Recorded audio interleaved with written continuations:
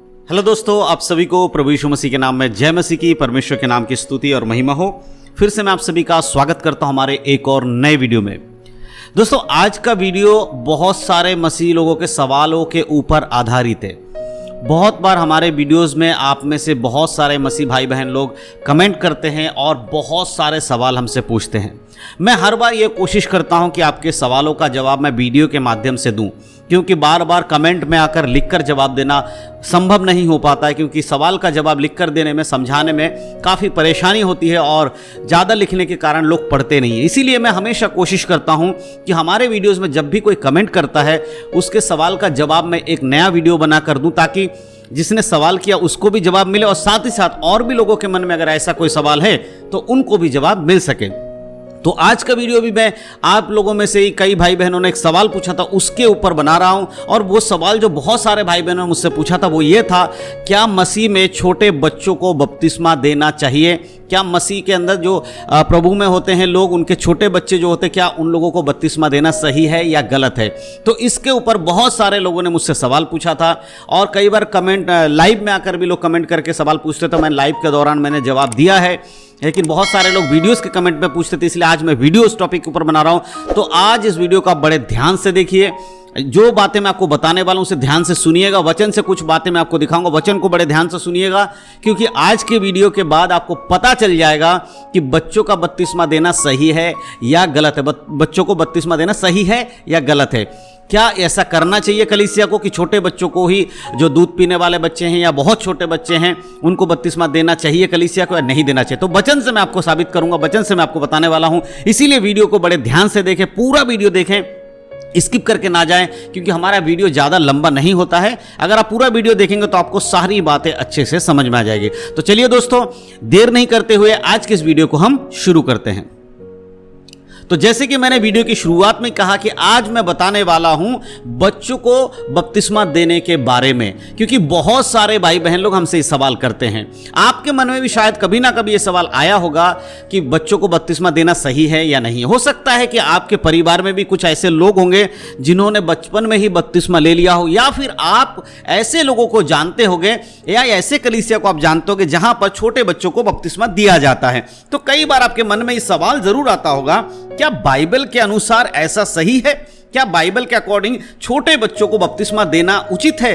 तो मैं आपको आज वचन के आधारित बताने वाला हूं। तो सबसे पहले मैं आपको एक चीज बता देना चाहता हूं कि बाइबल के अकॉर्डिंग, चाहे आप मत्ती से लेकर प्रकाशित वाक्य तक अगर आप पूरा पढ़ेंगे तो कहीं पर भी बाइबल में छोटे बच्चों को बपतिस्मा देने के बारे में नहीं लिखा गया। जी हां दोस्तों, बपतिस्मा छोटे बच्चों के बारे में बाइबल में नहीं लिखा गया है। पूरा नए नियम के पूरे अगर आप किताबों को पढ़ें, कहीं पर भी छोटे बच्चों को बपतिस्मा के बारे में नहीं कहा गया है। तो बाइबल में बपतिस्मा के कुछ गाइडलाइन दिए गए हैं, कुछ नियम दिए गए हैं, उसको आज हम देखने वाले हैं। तो सबसे पहले मैं एक वचन आपके लिए पढ़ना चाहता हूं, उसे आप सुन लीजिए। मत्ती रची सुसमाचार उसके 28 अध्याय और 19 आयत को मैं आपके लिए पढ़ूंगा। और यहां पर जो घटना है वो प्रभु यीशु मसीह के स्वर्गारोहण के समय की घटना है। जब वो स्वर्ग में बादलों पर उठाए जा रहे थे, तब यीशु मसीह ने वहां पर कुछ बातें अपने चेलों से, वहां खड़े लोगों से कही और उनको क्या आदेश दिया, क्या आज्ञा दी, वो आप सुन लीजिए। मत्ती 28 अध्याय के 19 आयत में लिखा है, इसीलिए तुम जाओ, सब जातियों के लोगों को चेला बनाओ और उन्हें पिता पुत्र पवित्र आत्मा के नाम से बपतिस्मा दो। तो यहां पर खुद यीशु मसीह इस बारे में कह रहे हैं कि जाओ, सब जाति के लोगों को चेला बनाओ और उन्हें बपतिस्मा दो। अब एक चीज बताइए, बपतिस्मा डायरेक्ट देने के बारे में नहीं कहा गया है। सबसे पहले क्या कहा? जाकर सब जाति के लोगों को चेला बनाओ। चेला बनाना होगा, और चेला बनाने के लिए सबसे इंपॉर्टेंट क्या है कि उसको समझना होगा सुसमाचार को। यीशु मसीह का चेला बनने से पहले उस व्यक्ति को अपने पापों से अंगीकार करना पड़ेगा और यीशु मसीह पर विश्वास करना पड़ेगा, तभी वो चेला बन सकता है। अब छोटे जो बच्चे होते हैं वो ऐसा नहीं कर सकते, उनको यीशु मसीह पर विश्वास हो ही नहीं पाएगा, क्योंकि अभी तक उनका ज्ञान इतना नहीं है, उनको नहीं बता सकते सुसमाचार के बारे में, वो समझ ही नहीं पाएंगे। तो जब पहला चरण ही वो पूरा नहीं कर सकते तो दूसरा चरण कैसे आप उससे पूरा करा पाएंगे, यानी बपतिस्मा आप कैसे दे सकते हैं? क्योंकि बपतिस्मा देने से पहले आपको उसको यीशु मसीह के बारे में बताना होगा, उसको बताना होगा कि यीशु मसीह कौन है, यीशु मसीह क्यों आए थे, क्यों यीशु मसीह ने क्रूस पर अपना बलिदान दिया है, और सुसमाचार की बातों को समझने के बाद अपने पापों से जो व्यक्ति मन फिराता है उसको बपतिस्मा दिया जाता है। अब छोटे बच्चों के संग ऐसा नहीं हो सकता है। छोटे बच्चों को आप यीशु मसीह के बारे में नहीं बता सकते क्योंकि उनके अंदर अभी समझ नहीं है, अभी वो उस बात को एक्सेप्ट नहीं कर सकते, पकड़ नहीं सकते या अपने विश्वास को यीशु मसीह पर नहीं ला सकते। तो इस वचन के आधारित आपको यह जानना बहुत जरूरी है कि छोटे बच्चे को बपतिस्मा नहीं दिया जा सकता। बपतिस्मा वही व्यक्ति ले सकता है या उसी को दिया जा सकता है जो कि यीशु मसीह पर भरोसा कर सके, यीशु मसीह को अपने उद्धारकर्ता के रूप में ग्रहण कर सके, अपने पापों से अंगीकार कर सके। और छोटे बच्चे ऐसा नहीं कर सकते। एक वचन मैं आपको और बताना चाहता हूं, मरकुस की किताब, आप मरकुस के 16 अध्याय के 16 आयत को भी पढ़ेंगे तो वहां पर भी इस बात के बारे में लिखा गया है। मरकुस 16 के 16 में इस प्रकार लिखा है, जो विश्वास करे और बपतिस्मा ले उसी का उद्धार होगा, परंतु जो विश्वास ना करेगा वो दोषी ठहराया जाएगा। सबसे मेन चीज यहां पर क्या बताया गया है? विश्वास करना। जो विश्वास करे और बपतिस्मा ले, तो विश्वास करना बहुत जरूरी। बपतिस्मा से पहले क्या होना चाहिए? विश्वास होना चाहिए। किस बात पर विश्वास होना चाहिए? जैसे मैंने पहले बताया कि यीशु हमारा उद्धार करता है, यीशु ने हमारे पापों के लिए अपने आप को बलिदान कर दिया है, यीशु ही मार्ग है, सत्य है और जीवन है, यीशु हमें लेने दोबारा वापस आने वाले हैं। इन सब बातों पर विश्वास करके अपने पापों से जो अंगीकार करेगा उसका बपतिस्मा होना चाहिए। क्या एक छोटा बच्चा इस बात पर विश्वास कर सकता है कि यीशु मसीह उसका उद्धार करता है? क्या एक छोटा बच्चा इस बात को समझ सकता है कि यीशु हमारे पापों के लिए मरा? क्योंकि छोटे बच्चों को तो अपने पाप का बोध भी नहीं होता है। और एक बात याद रखिए, छोटे बच्चों के अंदर जन्म का पाप है लेकिन उसके पाप का बोध उसको नहीं है नहीं? जन्म से जो पाप चलता है, पीढ़ियों से जो पाप है, श्राप चलते आए हुए, उसका बोध भी उसको नहीं है, तो वो अपने पापों से अंगीकार कैसे करेगा? और दूसरी चीज, छोटे बच्चे का बपतिस्मा इसलिए भी नहीं दिया जा सकता क्योंकि उसको यीशु मसीह के बारे में आप समझा नहीं पाएंगे और वो इसको विश्वास करके मन नहीं फिरा रहा है। और सबसे इंपॉर्टेंट चीज आपको समझना, आज के समय में बहुत सारे कलीसियाओं में छोटे बच्चों को बपतिस्मा दिया जाता है। बिब्लिकली ये बिल्कुल गलत है, बाइबल के अनुसार ऐसा नहीं होना चाहिए। लेकिन मैं तो सिर्फ उन लोगों को यही कहूंगा, अगर आप ऐसा करते हैं तो आप बाइबल के खिलाफ जाकर ऐसा करते हैं, आपको परमेश्वर के सामने इस बात का जवाब देना होगा। तो सबसे इंपॉर्टेंट चीज कि छोटे बच्चों को बपतिस्मा के बारे में बाइबल नहीं बताती है।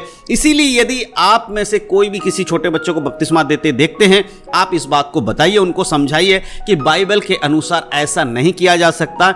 क्योंकि बपतिस्मा देने से पहले एक प्रोसेस है, बपतिस्मा देने से पहले एक बात जो उस व्यक्ति के अंदर होनी चाहिए वो है विश्वास।